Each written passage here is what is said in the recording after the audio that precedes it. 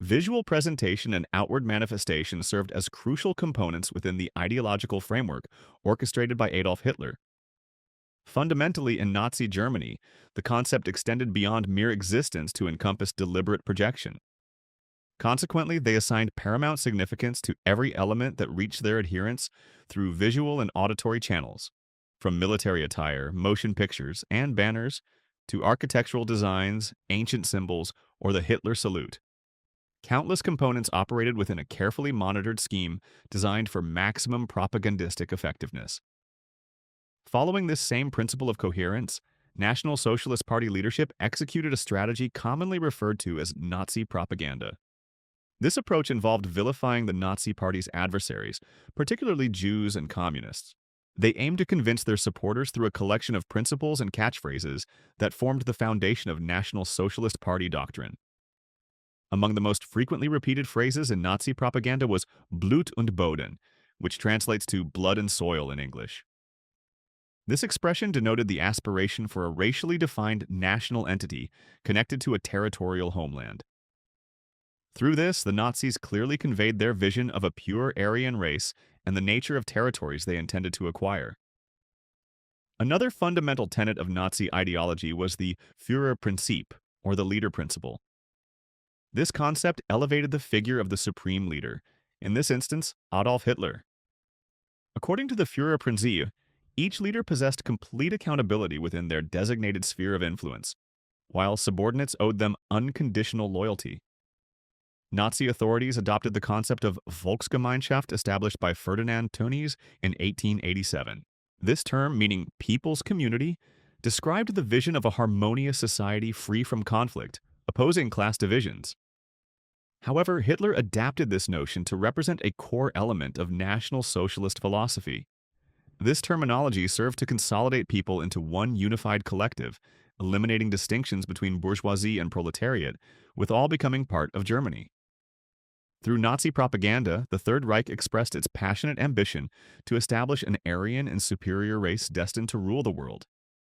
They maintained that an individual's traits, capabilities, attitudes, and conduct were dictated by their racial makeup.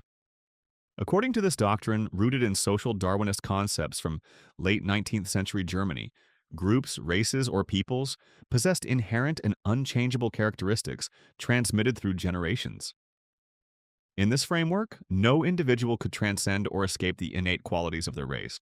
These hereditary features extended beyond physical attributes to categorically influence mental processes, thought patterns, creative faculties, intelligence, preferences, military aptitude, cultural appreciation, and physical prowess. One of the central foundations of this theory rested upon survival of the fittest, referring to their capacity to procreate and expand, acquire territory to sustain and nourish their population, and preserve the purity of their genetic legacy. In his book Mein Kampf, which itself constituted a manifesto saturated with propaganda, Hitler elucidated the significance of propaganda in his governmental plans. As written in some of its passages, propaganda must always address the broad masses. All propaganda must be presented in a popular form and must fix its intellectual level so as not to rise above the heads of the least intellectual of those to whom it is directed. The art of propaganda consists precisely in knowing how to capture the public's imagination, appealing to their feelings, in finding the right psychological form that brings attention and the hearts of the national masses. Propaganda must not objectively investigate the truth and, to the extent that it is favorable to the other side, present it according to the theoretical rules of justice. However, it must present only that aspect of the truth which is favorable to its own side. In 1933, after the National Socialist Party assumed control, the Führer established the Ministry of Public Enlightenment and Propaganda, headed by Joseph Goebbels. The objective was to ensure successful message transmission through art, music, theater, film, radio, books, press, and educational materials. In accordance with propaganda strategies, the Third Reich exalted the Führer's figure, displaying his image on postcards, posters, and in publications. They also transmitted Nazi speeches via radio and through public loudspeakers. The Nazi platform organized massive rallies where the National Socialist Party was celebrated. Organizations like the Hitler Youth and the League of German Girls expanded, and were responsible for disseminating ideology among the popular masses. Part of propaganda's operation was governed by censorship. For this reason, they closed or seized control of newspapers, radio stations, and newsreels that opposed Nazism. In fact, they reduced radio prices so more people could purchase them, and thus listen to National Socialist ideas. They also proceeded to monitor the content of letters soldiers wrote to their relatives. They prohibited and burned books classified as anti-German. In 1939, at the beginning of World War II, the Nazi regime declared it illegal to listen to foreign radio broadcasts. Clearly, this was an attempt to control the information that German citizens received about the war. One of the most recurrent themes in Nazi propaganda was hatred toward Jews. To make persecution publicly acceptable, Nazi propagandists presented Jews as a biological threat to Germany. They were labeled as foreigners, parasites, and responsible for cultural, political, and economic decay. The effects of the propaganda were such that students burned books, artworks, and musical compositions created by people who practiced the Jewish religion. They were also accused of spreading diseases and plagues. In fact, educational films were shown in schools accusing Jews of flooding German territory with typhus and lice. For this reason, the Nazis implemented so-called racial hygiene policies to protect the non-Jewish population. One of these measures was the creation of ghettos where hundreds of thousands of Jewish men and women were confined. Cinema represented one of the most effective vehicles for Nazi propaganda. It is estimated that since Hitler assumed power, more than 1,200 films were produced. They frequently portrayed the superiority of German military strength, the malevolence of their enemies, and the subhuman racial inadequacy of Jews, who were accused of infiltrating Aryan society. The Triumph of the Will stood as one of the most blatant propaganda feature films of World War II. Filmed in 1934, it sought to glorify Hitler's figure and his essential role in positioning Germany at the pinnacle of global leadership. This documentary incorporated footage of the Congress, held in Nuremberg, parades of uniformed members, and speeches by both the Führer and other high-ranking officials depicting the Chancellor as a sort of messiah. The film intended to demonstrate that, under his guidance, the German nation would once again become the world's greatest power. Moreover, it indirectly suggested the subordination of individual wills to their leader. Intentionally, director Leni Riefenstahl sought to establish programmatic guidelines and ideological foundations of Nazism, contempt for human rights and acceptance of curtailing individual liberties. Before filming this movie, Riefenstahl had directed the film The Blue Light, which garnered the Führer's fervent admiration, and he did not hesitate to hire her to bring this documentary to life. In fact, there were some sources that intimately linked the director not only to Hitler, but also to Joseph Goebbels. The direct connection with Riefenstahl helped provide countless technical and financial resources. Despite being a propaganda film, The Triumph of the Will was acclaimed by critics and even won awards at the Venice and Paris film festivals. One of the most emblematic and remembered fictional films was Judd Seuss, released in 1940. This film narrated the story of Seuss Oppenheimer, who in 1738 seized power in the Duchy of Württemberg. He was portrayed as an ambitious and unscrupulous man willing to impose exorbitant taxes and eager to conquer an Aryan woman, the daughter of one of the duchy's most important advisors, who was happily engaged to a man of her own race. In this film, little is revealed about the plot. It is more a succession of debates about who is smarter and more skillful, the Jew or the Aryan. The Semite is shown as a tyrant eager to pervert the system for the exclusive benefit of his community. This feature film was nothing more than a propaganda manual that not only depicted the racial inferiority of Jews, but sought to stigmatize them through greed, avarice, and their quasi-demonic genes. Heinrich Himmler, Reichsführer of the Schutzstaffel, ordered the film to be screened in SS units that had to confront Jews. He also sent the film to areas with Aryan populations where Semites were about to be deported. It is worth noting that the extras appearing in the film were inhabitants of the ghettos in Prague and Lublin who were forced to act. In fact, they were the only Jews who could know a minimal detail of this film, as they were strictly forbidden from entering movie theaters. During filming, it was really difficult to find an actor willing to play the lead role. After several refusals, Ferdinand Marion reluctantly accepted the part. After the war ended, Marion was sanctioned by Allied authorities and was banned from continuing his acting career. In 1946, after obtaining the identification documents that allowed him to return to acting, Marion died in a car accident while under the influence of alcohol. However, experts believe it was a suicide due to the dark years he had to endure as a propaganda actor, earning him the hatred of the anti-Nazi population. Judd Seuss was a success throughout Europe, attracting an audience of 20 million Germans and approximately 2 million foreigners. Another film aligned with extreme anti-Semitism was The Eternal Jew, released in 1940.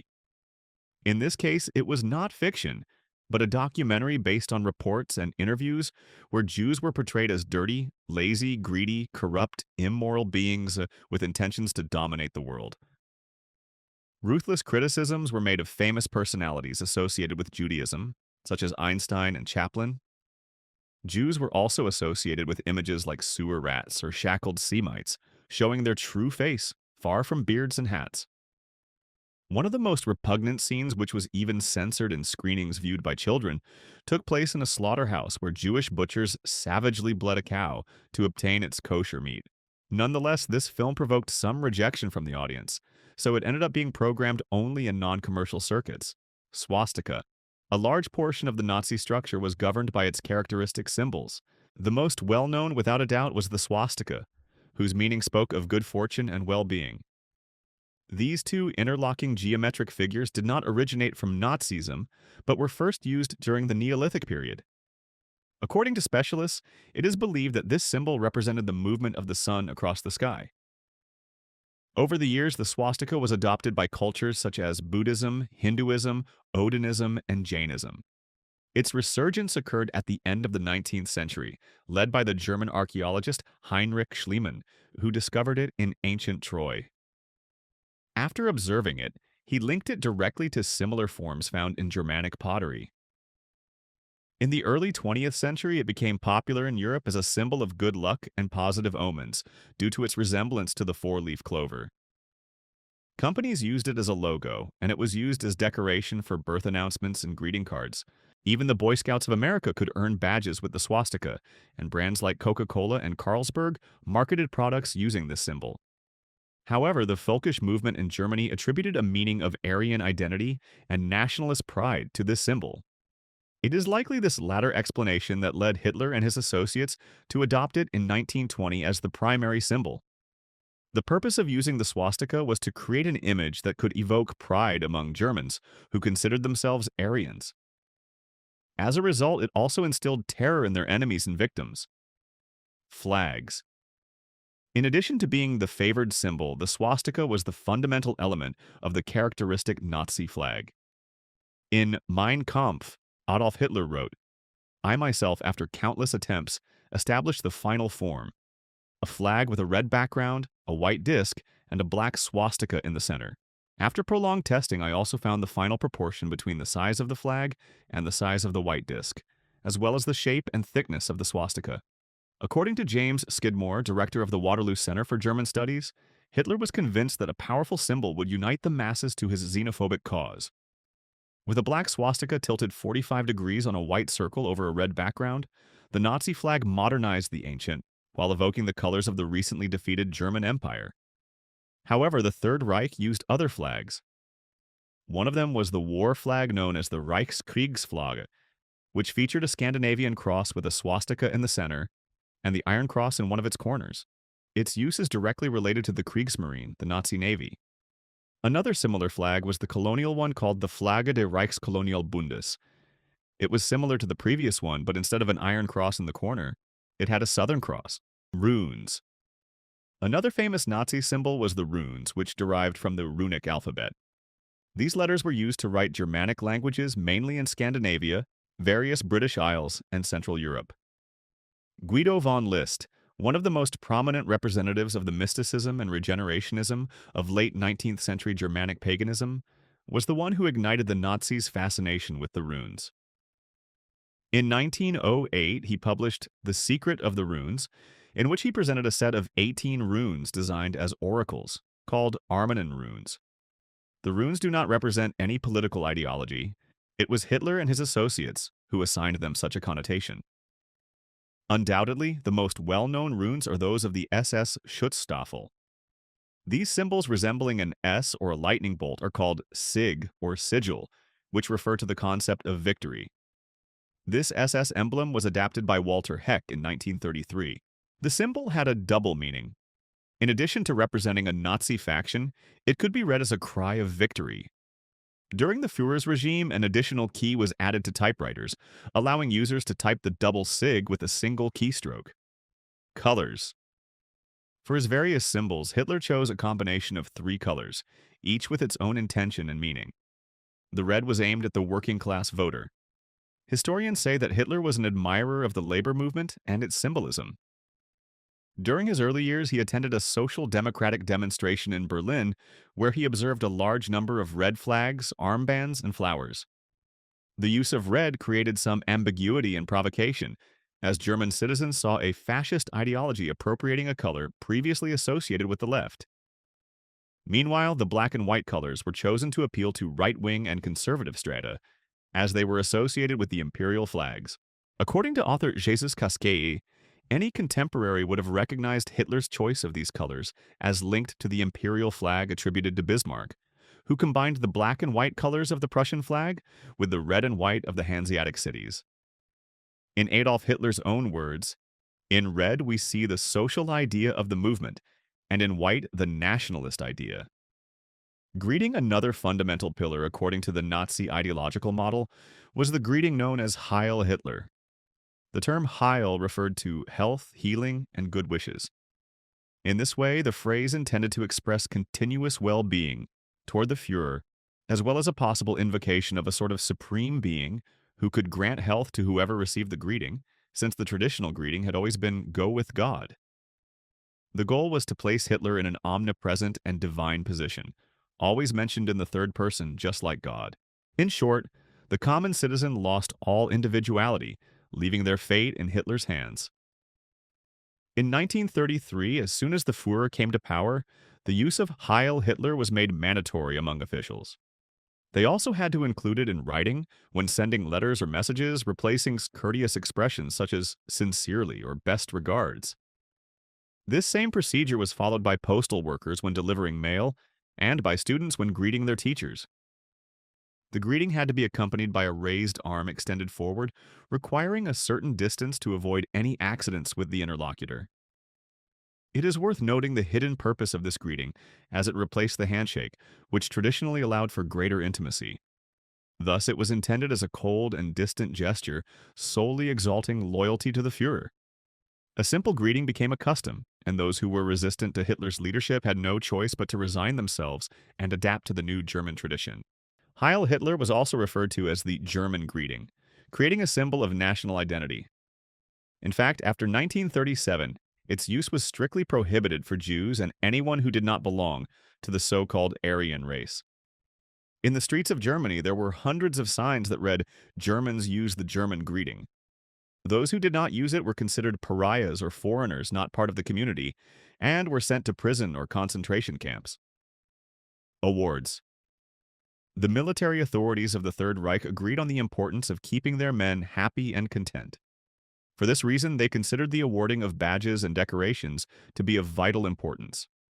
One of these was the Knight's Cross of the War Merit Cross. This decoration came in different variants. One version was designed with swords and was intended for soldiers for exceptional services unrelated to direct combat. Meanwhile, the cross without swords was awarded to civilians who provided meritorious services in support of the war effort. This medal was made of silver. On its obverse, it featured pebble-shaped arms with a movable swastika crowned in the center alongside two crossed swords in the middle of the piece. Its ribbon combined red, white, and black. The Knight's Cross of the Iron Cross was the most important military and paramilitary decoration of the Wehrmacht. It was awarded to those who demonstrated absolute leadership of their troops in battle, and to those who performed individual acts of heroic military valor. As its name suggests, this cross was made of iron.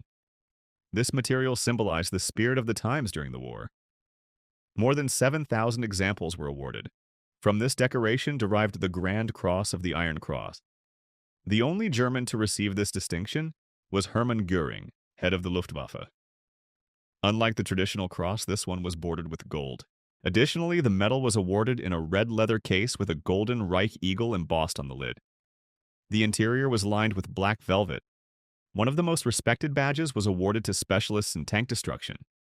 It was given exclusively to soldiers of the Waffen-SS and the Wehrmacht. It was created in 1942 to recognize the achievements of soldiers who demonstrated unwavering skill and bravery, allowing them to accomplish an extraordinary feat. However, to qualify for this badge, soldiers had to provide some form of evidence to verify their accomplishment. These proofs generally consisted of eyewitness accounts or official reports. The prestigious badge, made of bronze or silver, depicted a Panzer IV tank about 42 mm by 18 mm, which was darkened and attached to a silver band measuring 88 mm by 13 mm.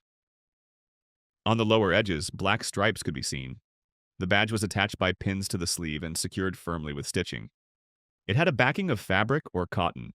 Finally, it is worth noting that the badge made of silver was awarded to those who destroyed 5 or more tanks, while those who destroyed between 3 and 4 tanks received the bronze version. Navy personnel sought after the Naval Artillery War Badge, which was awarded to men of land-based anti-aircraft units and naval artillery. To receive this recognition, created by Grand Admiral Erich Raeder, certain requirements had to be met. Each crew had to accumulate 8 points. Those who managed to shoot down a plane independently earned 2 points. Those who achieved the same feat as part of a group were awarded 1 point. Lastly, those who contributed to the effort without handling weapons, such as operating spotlights, fire control systems, or serving as radio operators, received half a point. Initially, this medal was made of bronze, but later nickel became the material of choice. However, by the end of the war, due to a lack of resources, it was produced using monkey metal, or the material used to make pots. The badge was designed by Otto Placek. It was known for its laurel wreath adorned with oak leaves and the German eagle placed at the top with a swastika on its subtly lowered wings. Architecture. In line with Germany's reconstruction, Hitler considered it essential to redesign architecture. To this end, he hired a personal architect who could meet his building needs. His name was Albert Speer. Speer created a type of architecture that served to continue the line of propaganda. For Speer, form followed function. In his constructions, he sought monumentality and a style aligned with classical architecture. Additionally, he deliberately avoided human scale, giving his works a sense of grandeur. The Führer viewed architecture as the word in stone. In other words, through columns and stairways, he found a way to impart a message. His massive buildings were made of steel, stone, and light. The exteriors were notably devoid of decoration. Speer opted for a bare classicism without any additions that might clutter the facades. According to the Führer's own words, the goal of Nazi architecture and technology should be to create the ruins that will be seen in 1,000 years, thus surpassing the transience of the marketplace.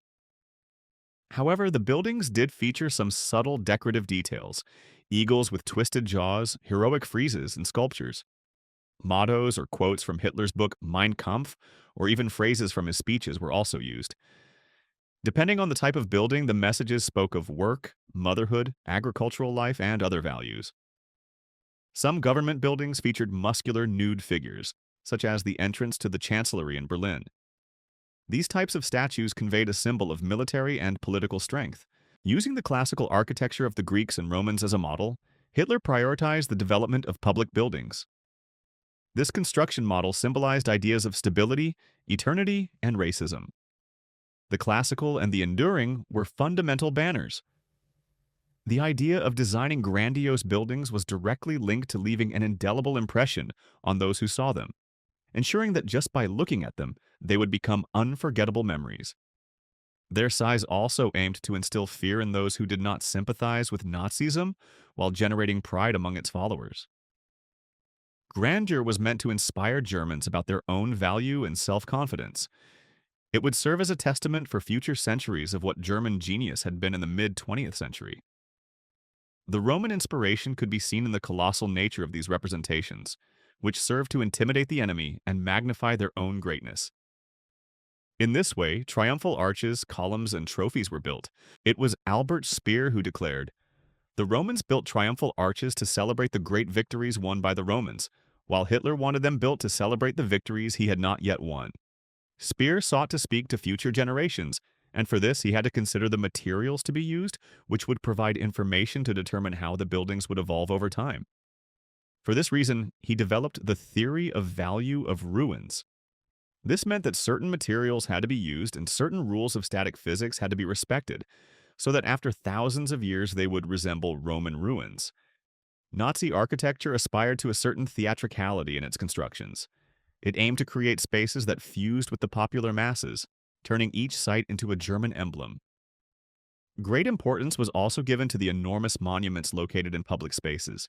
One of these was the Thingplatz, inspired by a meeting space on an open stage created by Nordic and Germanic peoples. These communities held meetings in these spaces both for Völkisch assemblies and for theatrical performances. In 1934, the first Thingplatz was built near the city of Halle.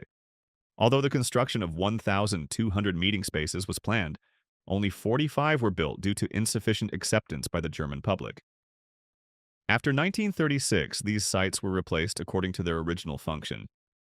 They began hosting festivals, folk concerts, and theatrical performances. After the war ended, the Thingplatz was used for rock concerts and other musical performances. Speer and his team used symbolism to give meaning connected to religion and ancient myths. One of the most significant restorations was that of Wewelsburg Castle, which was specially redesigned to become a place of worship for the SS. Heinrich Himmler collaborated to make this possible as he sought to transform it into a key ideological center. In his own words, "I wanted a castle where I could meet with my top SS leaders." Another example is the Zeppelin Field in Nuremberg. In 1923, the field was used as a testing ground for flying machines designed by Ferdinand von Zeppelin, who died in 1917 and was honored by having the area named after him. 10 years after its construction, Hitler declared Nuremberg the city of the Congresses of the Third Reich Party, and for 1 week each year, more than 500,000 National Socialists gathered there. To accommodate more spectators, in 1934, Speer designed and oversaw the construction of the Zeppelin Tribune. The aforementioned Reich Chancellery in Berlin began construction in 1938 under Speer's supervision. Hitler had ordered it to occupy an entire block, integrating the old Chancellery with the Borsig Palace, featuring a large inner park and housing for the 1st Division of the Waffen-SS. To make room for the new building, Speer's team demolished the embassies of defunct states such as Brunswick, Saxony, and Bavaria. For the construction, Hitler signed a blank check and gave it to his favorite architect, allowing him to create without limitations. The project involved more than 4,000 workers who worked in shifts, so construction never stopped. It was influenced by both neoclassicism and Art Deco. It featured luxurious rooms and halls, designed to impress both visitors and foreign diplomats. The rooms leading to the reception gallery were decorated with a variety of materials and colors.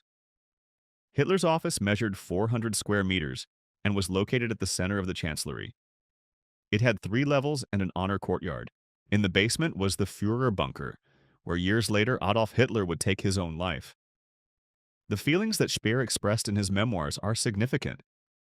From the Wilhelmplatz, a diplomat was led through the large vehicle access gates to the honor courtyard.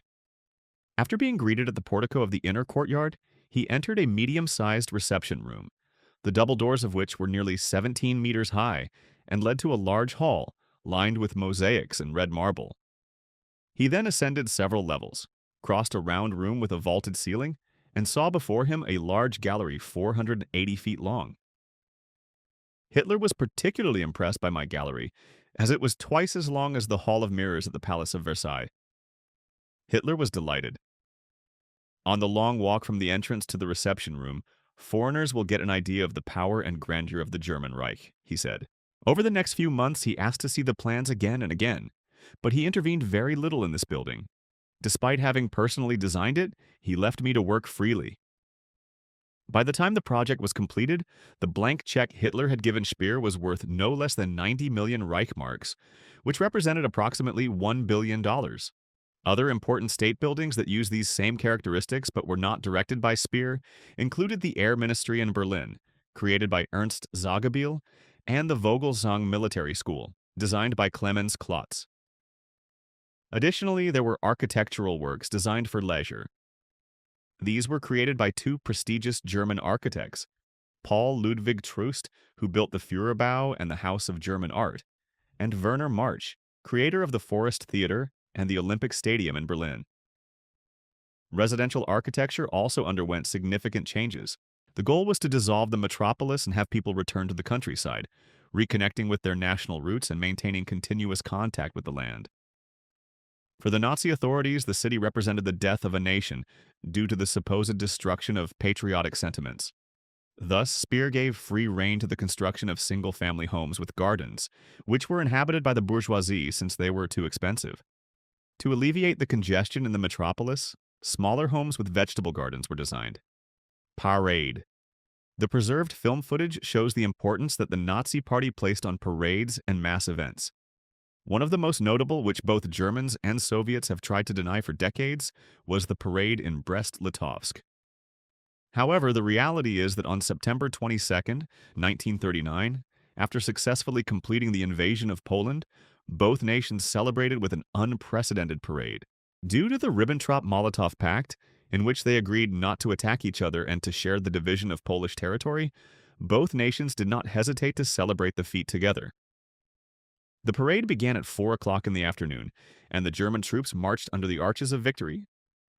For their part, the 4th Battalion of the 29th Tank Brigade of the Soviet Union was the first group to enter the city. During this celebration, Soviets and Germans paid tribute to each other. However, these were not the only parades in which they cooperated. They did the same in other conquered countries, choosing cities such as Grodno, Brest, Pinsk, and Lviv. Uniforms. Another fundamental aspect of the image of the men representing Nazism was the uniform. In the beginning, before Hitler came to power, the men's clothing was simple, like civilian clothing. The distinguishing feature was the red armband with the swastika. After a few years, they adopted brown uniforms, to which they added collar patches indicating rank and unit affiliation. The insignia were black and bore white symbols such as stars, stripes, oak leaves, and numbers.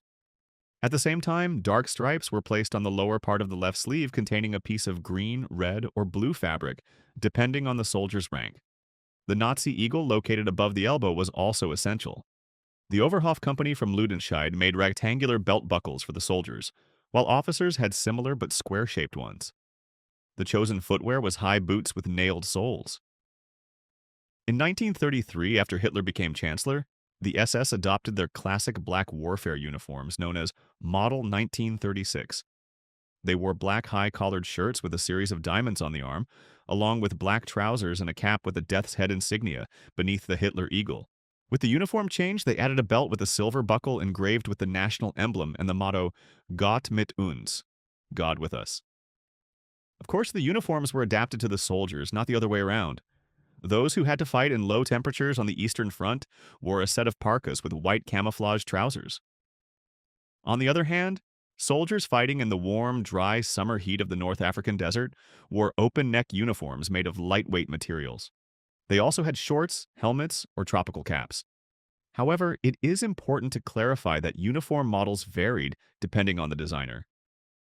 One of them was Karl Diebitsch, who created a modern design with clean lines and an elegant silhouette. He used materials that guaranteed durability and ease of care. Jackets and trousers were usually made of thick woolen fabric, while shirts and underwear were made of cotton. The boots were 100% leather with nails in the soles for better traction. The visors caps were made of tricot, a lightweight and waterproof material. Another designer who had a direct relationship with the Nazi army uniforms was the renowned fashion designer and businessman Hugo Boss. His beginnings were not in fashion design, but in producing shirts, jackets, workwear, sportswear, and raincoats. 2 years before the Führer came to power, Boss collaborated on the black and brown uniforms of the Hitler Youth. He also designed uniforms for the SA, SS Postal Service, National Railway, and finally the Wehrmacht. When the war began, the demand for uniforms increased, and there was a lack of employees willing to design them. To meet the orders, Boss employed 200 prisoners from Belgium, France, Austria, Poland, the Soviet Union, and the Baltic states. Adolf Hitler's uniforms were not the same as the others. He was often seen wearing a white outfit belonging to the National Socialist German Workers' Party. He only wore it in the warm months between April and October. There were 2 versions. One consisted of a single-breasted jacket, and the other was a double-breasted jacket. They were worn with white or black trousers and a white peaked cap. Sometimes this uniform featured a brocade belt. Before 1933, before his rise to power, Hitler attended rallies and events wearing a brown shirt paired with lederhosen, the traditional Bavarian leather shorts. Hitler's cap was not random. He strongly disliked the traditional military caps and requested a longer brown visor to shield his eyes from the sun or light in general, as he suffered from hypersensitivity to light after a mustard gas attack during World War I. Initially, the visor bore no inscription. In early 1938, he acquired a Supreme Commander's cap with a gold crown and golden bars on the front. The buckles on his belt changed depending on the time or event, ranging from light to dark brown. In fact, he sometimes wore trousers without needing to fasten them. After the start of World War II, Hitler chose to wear exclusively his gray campaign uniform of the German army, as he considered himself the first soldier. In fact, he wore this same outfit in his private life. There are no photographs showing Adolf Hitler in civilian clothing. His uniform could vary in its standard model with a belt, or in a double-breasted gray jacket with black trousers and no belt. In the memoirs of Traudl Junge, one of Hitler's secretaries from 1942 until the end of the war, she confessed that the Führer wore his usual black trousers, double-breasted gray coat, white shirt, and black tie. I never saw him wear anything else. His jacket was always perfectly simple with silver buttons but without braids or decorations. He only wore the gold party badge on the left side of his chest, the Iron Cross, and the black wounded medal. Hairstyle Adolf Hitler's hairstyle was also not random. Its neatness and style were meant to inspire both civilians and officers or soldiers. It was common to see children and adults in German barbershops asking for the Führer's haircut. With a razor, the famous side part with shaved edges was created. Men would seal a pact like a rite of initiation, where they offered their soul to the Führer when getting this haircut. Regarding the German Chancellor's mustache, there are several explanations. One of the most likely is based on the version told by Alexander Frey, a former World War I companion. According to his account, Hitler wore a long mustache because it covered an unpleasant feature of his mouth. During the war, his superiors ordered him to trim it so he could wear the gas mask correctly. Other rumors indicate that in the 1920s, that type of mustache was in fashion. Despite it no longer being in style in the 1930s, Hitler chose not to shave it to bring the trend back. It is also said that the Führer admired Gottfried Feder, an early Nazi ideologue who wore the same mustache. Lastly, some believe he wanted to imitate the idea of a unique mustache like Lenin's, but with his own twist. Closing in Adolf Hitler's Germany, nothing was left to chance, and every detail, no matter how small, was under strict supervision. Because, as mentioned at the beginning of the video, to be, one must also appear to be.